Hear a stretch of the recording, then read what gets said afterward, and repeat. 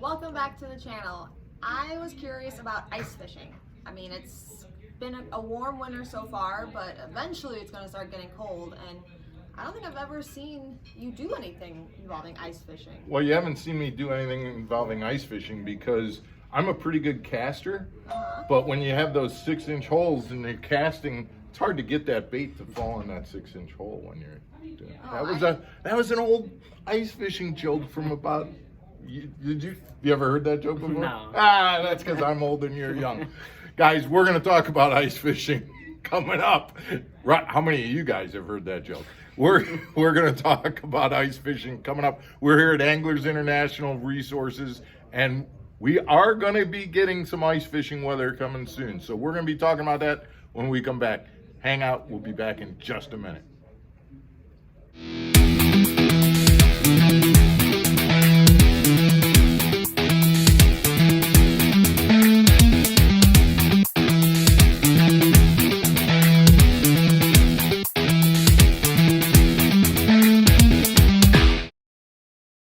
Welcome back to Mark Fisher Outdoors, everybody. I'm Mark Fisher. I'm Megan Fuller. And I'm Matthew Qualich. Matthew is here from Anglers International Resources, and we are talking about ice fishing. And we've got Matthew here because he is the resident ice fishing expert. Now, Matthew, one of the biggest things that you mentioned is it's January and there isn't ice on the lakes yet. Right. We've added a little bit and then it's gone away because it hasn't gotten cold enough. So this is not going to be a great ice fishing season, is it? No, it's not. And that's why, especially, safety is always really important. But I think with a mild winter like this, it really reminds us to be extremely aware of safety. Actually, in the store, we've got a bunch of these ice safety pamphlets. They've got a QR code that gives you a better sort of overview of them, and they're here available in the store for anyone.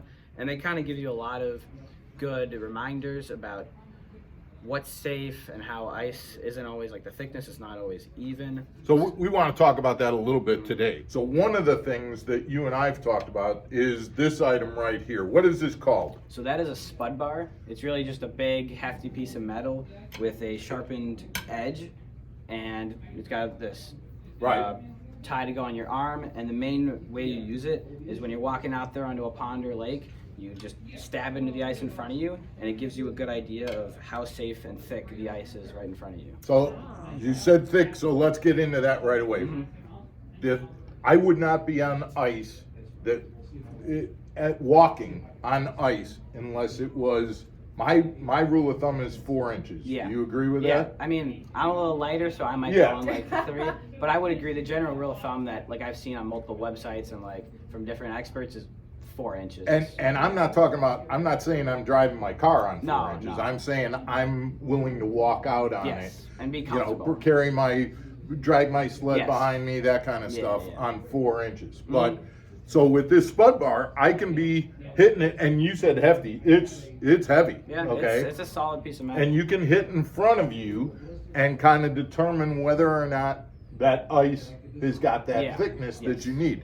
I will tell you one other thing about this, and I don't know if you realize this, Matt, but one of the other benefits to this is it's not just checking the thickness of the ice, but if you should go in, you now have a bar that is this, so now you go into the water, this bar you can then put across the hole that you just fell in on, and you now have a way to get out. Because and guys, I highly recommend having something. You might end up using on your auger, but if you have something of that nature in your hand when you're walking out on that thin ice, you then have the ability to put it up across the ice and be able to climb out. Because falling in is one thing, being able to get out is another. Exactly. So whether you have spikes or a bar or something, you need to be able to get out if that, heaven forbid, that should happen. Yeah, exactly.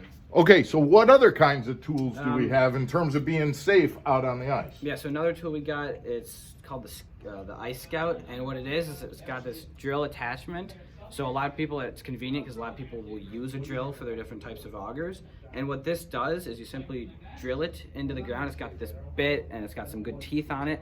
And this part here will catch on the bottom of the ice once you go through. And then once you do that, you have a convenient numbers on there, and you just look down at it once it catches on the bottom of the ice, and you see how thick the ice is. And the numbers are scaled so that you can read the numbers that you're reading here are on the top of the Yes. ice, but it's telling you how thick the ice was. Yes, exactly.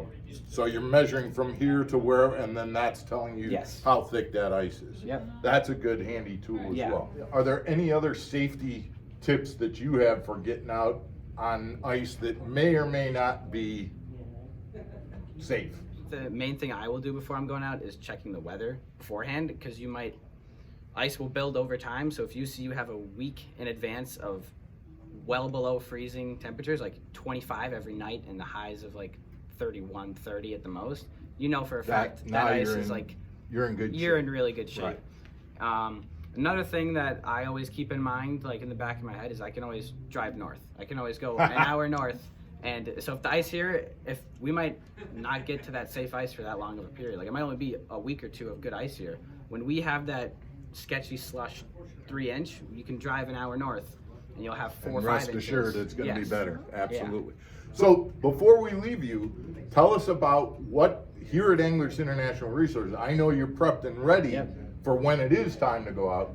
What kinds of things can anglers who are looking to ice fish, what kinds of things can they expect to find here at Anglers International Resources? One thing I'll start, it's kind of, a lot of people just only think of their traditional, just rod and reel ice setup, but a main thing that's overlooked is a tip up, because that's another line you can have out there with a live minnow or a live like shiner that you have out there with a flag that will indicate when you get bit. So it's just another way you can catch fish. And also in the cold, you might not want to be hopping around from hole to hole. You might One wanna of the best memories Yes. I have is being in a shanty, watching the tip ups, drinking brandy, having that nice stove going. That's awesome. Yeah, exactly. So it just alerts you? Yep. when- Yes, it's just a piece of wood or plastic that's got a spool attached to it and a flag on a pole, and that spool is on the pole with the flag. It'll be in and it'll be down, and then when line starts coming out, that flag will go up and indicate that you have a bite. Absolutely. And then what about augers? I know you've got a pretty wide array of different types of augers. Yeah, we've got everything from your affordable, just traditional Hand hand augers. crank augers to like light flights and K drills, which light flight is, light flight Strike Master and then K drill is K drill. And what they are is attachments that go onto your drill, to just any brushless drill it has an auger attachment. It's just a big drill, basically. And when you say a drill, you're talking about Yeah. a portable battery operated hand drill. Yep, the one you got in your garage. No kidding. Yeah. Awesome.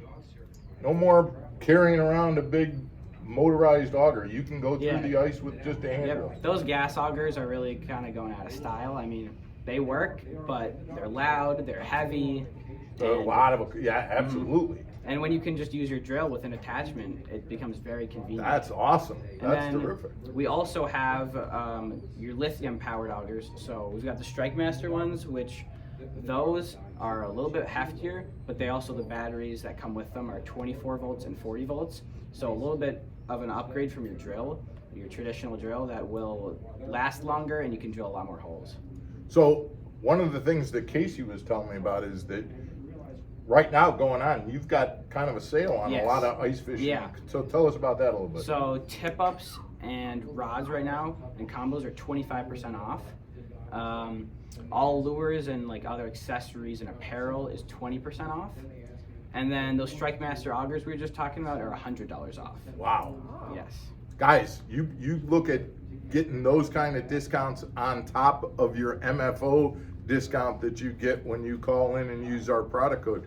You're gonna be saving some money. If you are into ice fishing, this would be the time to go either to Anglers International Resources. You can come right in Yep. and do that if you're in the area, but if you're not and you're out of state and you want to order, you can order through fishinggurus.com.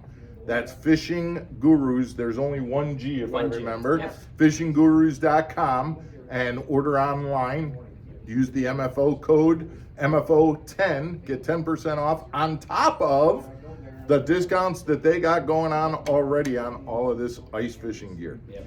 Matthew, I appreciate all your help with all of course. this. Thanks. We appreciate it. Guys, Have a good weekend, and we will see you on Monday on Mark Fisher Outdoors. Take care, everybody. Have a good night. Bye.